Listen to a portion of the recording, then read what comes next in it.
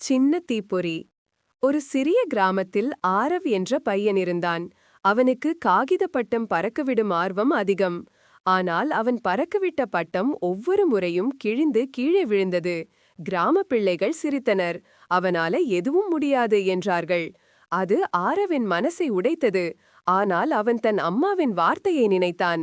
வீழ்வது சாதாரணம்பா, ஆனால் எழுவதுதான் வீரம்னு. அந்த இரவு மழை பெய்தாலும் காற்று வீசியாலும் ஆரவ் புதிய பட்டம் ஒன்றை செய்தான். காகிதம் நனைந்தது, கைகளை சுரண்டியது. ஆனாலும் அவன் நின்றுவிடவில்லை. அடுத்த நாள் காலை சூரியன் உதிக்கும்போது அவன் புதிய பட்டத்தை வானத்தில் பறக்கவிட்டான். முதலில் அது கீழே ஆடினது. பிறகு மெதுவாக காற்றை பிடித்து மேலே ஏறியது. ஆரவின் முகத்தில் ஒரு சிறிய புன்னகை. அவனின் மனதில் ஒரு பெரிய தீப்பொறி. அவனை பார்த்து கிராம பிள்ளைகள் வியந்தனர். ஆரவ் மெதுவாக சொன்னான், வெற்றி கிடைக்காது என்று யாராவது சொன்னா அவர்களுக்கு நீ பறந்து காட்டணும். அவன் பட்டம் வானத்தில் துலங்க அதன் மீது எழுதியிருந்தது நம்பிக்கை.